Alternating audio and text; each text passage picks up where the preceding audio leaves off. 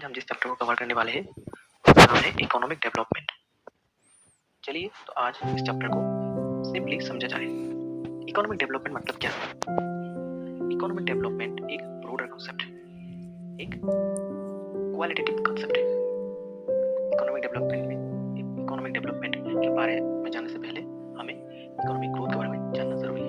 Economic growth और economic development दो अलग अलग चीजें। इकोनॉमिक ग्रोथ सिंपली फोकस करता है पैसे कमाने पर, चाहे वो कैसे भी कमाया जाए, लेकिन इकोनॉमिक डेवलपमेंट का पर्सपेक्टिव थोड़ा ब्रॉड है, क्वालिटेटिव है। इसका पूरा फोकस सिर्फ पैसा कमाने पे नहीं होता, उसका कुछ और भी एरियाज है और कंसिडरेशन है, जैसे कि समाज पे कोई इसका इकोनॉमिक ग्रोथ का कोई बुरा असर ना हो। समाज के सारे वेलफेयर का अर्थ तो हम जान बता रहे थे। इकोनॉमिक डेवलपमेंट बेसिकली ये बोलता है कि समाज में उन्नति हो, समाज का ग्रोथ हो, लेकिन वो किसी ऐसे चीज पे ना हो जो समाज में दुर्गति लाए। जैसे अमीर होने के कई रास्ते हैं।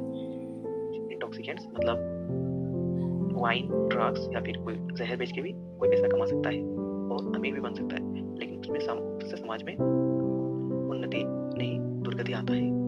तो इकोनॉमिक डेवलपमेंट इसका विपरीत है। इकोनॉमिक डेवलपमेंट में इकोनॉमिक ग्रोथ तो हो, लेकिन वो किसी बुरे माध्यम से ना हो। इसी को बोलते हैं इकोनॉमिक डेवलपमेंट। एक जगह या फिर एक प्रदेश का इकोनॉमिक डेवलपमेंट तब माना जाएगा जब वहाँ के लोगों को अच्छी एजुकेशन मतलब अच्छी शिक्षा मिले, उनको हेल्थ केयर मतलब है कोई भी हेल्थ हॉस्पिटल, मेडिसिन वगैरह सारी चीज उपलब्ध हो, उनका घर अच्छे, उनको एक रहने लायक घर हो, उनके पास अच्छे सड़क हो, अच्छे जॉब्स वगैरह हो और कम से कम गरीबी हो और समाज में समानता पाया जाए।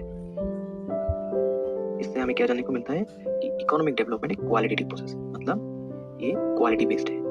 इसमें सिर्फ अच्छाई या फिर ओवरऑल डेवलपमेंट के बारे में सोचा जाता है या फिर प्रैक्टिस किया जाता है, जबकि इकोनॉमिक ग्रोथ का सिंपल अर्थ है अमीर होना, चाहे वो कैसे भी हो। तो हमारा नेक्स्ट टॉपिक है human development. Human development basically education से होता है, लेकिन मॉडर्न पर्सपेक्टिव कुछ और भी चीज़ों को ध्यान में रखता है। जैसे ये सिर्फ लोग की इनकम के बारे में नहीं, इसमें और भी कुछ ऐड किया जाता है, जैसे कि health, education, standard of living, freedom and opportunities. इनका अर्थ है कि एक आदमी कितना स्वस्थ है, फिर कितना साल जी रहा है। एक स्वस्थ आदमी ज़्यादा साल जिएगा क्योंकि उसको अच्छा हेल्थ फैसिलिटीज, मेडिकल ट्रीटमेंट मिलेगा, जबकि एक जो कम साल जिए इसका अर्थ ये होगा कि उसको उसके पास अच्छा फूड, मेडिसिन या फिर हेल्थ फैसिलिटीज नहीं मिल रहा है। दूसरा है एजुकेशन। एजुकेशन से तो हमेशा ओवरऑल ह्यूमन डेवलपमेंट होता ही है, हम मेंटली भी डेवलप होते हैं और हमारा थिंकिंग एबिलिटीज बहुत बढ़ जाता है, हमें अच्छे बुरे का समझ आता है, हमें बहुत स्किल भी एजुकेशन के थ्रू मिलता है जो हमें लाइफ में सर्वाइव करने में मदद करता है। Standard of living. Standard of living मतलब बहुत सारे आपको ऐसे भी जगह मिलेंगे जो बहुत ही खराब हालत में जी रहे हैं। अगर कुछ एग्जांपल ले तो अफ्रीका की कुछ जगहों पे लोग बहुत ही दुखदायी जीवन जी रहे हैं, बहुत ही खराब हालत में अपना जीविका जी रहे हैं। तो इस स्टैंडर्ड ऑफ लिविंग मतलब क्या उसके पास एक अच्छा रहन सहन है, क्या वो अच्छा कपड़ा, मकान या फिर अच्छी सोसाइटी में रह रहा है। तो इससे हमें लिविंग स्टैंडर्ड पता चलता है। दूसरा है फ्रीडम एंड अपॉर्चुनिटीज। क्या उसके पास सारे आज़ादी है अपना खुद का डिसीजन लेने का और खुद का निर्णय फिर चॉइसेस बनाने का? अगर नहीं है तो वो ह्यूमन डेवलपमेंट में नहीं गिना जाएगा, या फिर ऐसा माना जाएगा कि उस देश या फिर उस जगह पे ह्यूमन डेवलपमेंट नहीं हो रहा है। अगर एक एग्जांपल ले तो चाइना का, जैसे हम बोल सकते हैं कि चाइना बहुत अमीर है, लेकिन कुछ लोग वहाँ पे अपना मन मर्जी कर सकते हैं, ज़्यादातर गवर्नमेंट या फिर गवर्नमेंट का लोग, लेकिन जो कॉमन लोग हैं, जो आम जनता उधर पे, उनको अपना कोई मतलब नहीं, कोई भी मतलब हम दूसरा जानेंगे इकोनॉमिक प्लानिंग। इकोनॉमिक प्लानिंग का मतलब से पता लगा जाए कि कौन सा देश अमीर है या फिर कौन सा देश गरीब। इसका पता लगता है पर कैपिटल इनकम से, या फिर एक एवरेज लोग कितना कमा रहे हैं एक देश में। वर्ल्ड बैंक के हिसाब से जो देश का एवरेज इनकम मतलब पर कैपिटल इनकम एक एवरेज आदमी अगर $750 से ऊपर कमा रहे हैं तो वो देश अमीर है। वही इसके विपरीत जो देश $750 से नीचे कमा रहे हैं वो देश गरीब है। अब हम जानेंगे कि पर कैपिटल इनकम क्या है। पर capital income actually total income of the nation, मतलब एक देश में सब मिलके कितना कमा रहे हैं तो सारा पैसा उनका टोटल पॉपुलेशन से अगर हम डिवाइड कर देंगे तो हमें पता चलता है। मतलब इसका सीधा अर्थ ये है कि मान लीजिए हम एक छोटा सा एग्जांपल लेंगे जो समझने में आसान। मान लीजिए एक देश में 10 लोग रह रहे हैं तो 10 लोग टोटल मिलके कितना कमा रहे हैं, मान लीजिए 1000 रुपीज।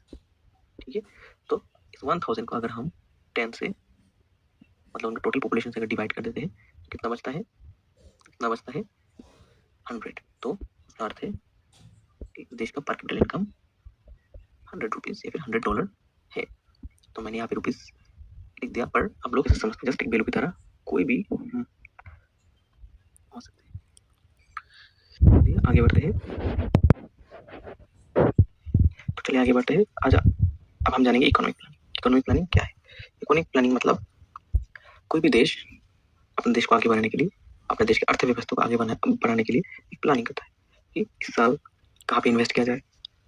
एक टारगेट सेट कर लेते हैं, जैसे कि जॉब को बढ़ाना है या फिर गरीबी घटाना है, पर कैसे घटाया जाए उस चीज़ पे वो लोग प्लान करते हैं, डिस्कस करते हैं।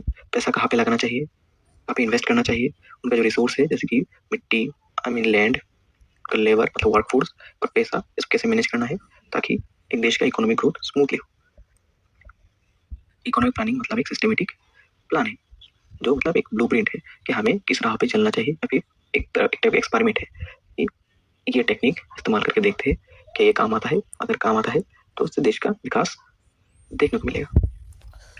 इंडिया में इकोनॉमिक प्लानिंग पहले करता था एक प्लानिंग कमीशन ऑफ इंडिया, लेकिन अभी वो नीति आयोग करता है, national institute for transforming India.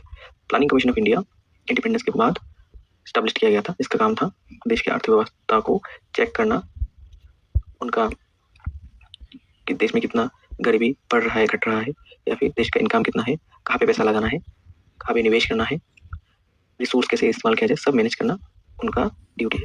लेकिन 2014 के बाद 2014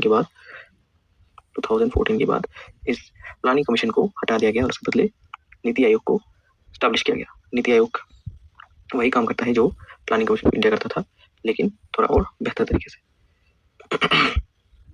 प्लानिंग कमीशन ऑफ इंडिया जो पहले था वो 5 ईयर प्लान बनाता है, मतलब एक प्लान वो लोग एक प्लान बना लेते हैं साल के शुरुआत में, और वो प्लान वो 5 साल तक प्रैक्टिस करते हैं और देखते हैं कि वो प्लान कामयाब होता है या नहीं। अगर वो कामयाब होता है तो उसमें कुछ और भी जरूरी चीजें इंक्लूड किया जाता है और नेक्स्ट ईयर उस प्लान को और बेहतर किया जाता है। इस तरह से वो 5 ईयर प्लान डिसाइड करते हैं। क्वेश्चन आ सकता है कि नीति आयोग कब आया? 2000 में प्लानिंग कमीशन ऑफ इंडिया को उठा दिया गया, उसकी जगह पे नीति आयोग स्टैब्लिश किया गया। तो नीति आयोग अपना टास्क परफॉर्म कर रहा है 2015 से, तो हम बोल सकते हैं 2015।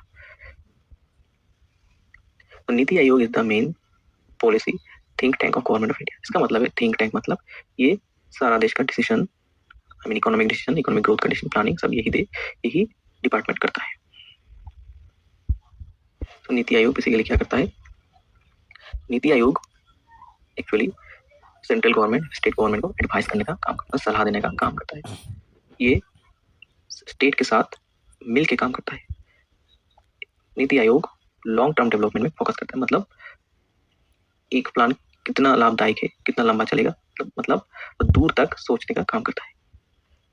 Encourage innovation and sustainable growth, उसका मतलब है सस्टेनेबल ग्रोथ मतलब रिसोर्स को किस तरह से बेहतर तरीके से यूज किया जाए, उसका ऑल्टरनेटिव ढूंढा जाए, या फिर एक रिसोर्स को वाइस बुद्धिमत्ता से अच्छी तरह से यूज किया जाए, इस पे उनका ध्यान रहता है।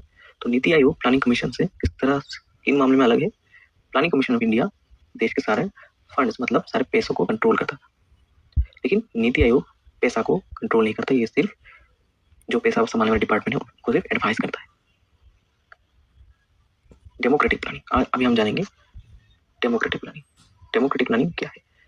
डेमोक्रेटिक प्लानिंग का मतलब है कि जब सरकार अपनी योजना में आम लोगों का भी मत ध्यान में लेते, उसको बोलते हैं डेमोक्रेटिक प्लानिंग।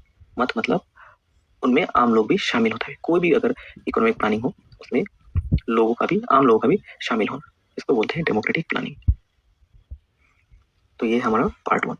पार्ट 2 हम दूसरे वीडियोस में समझाएंगे। That's all for today.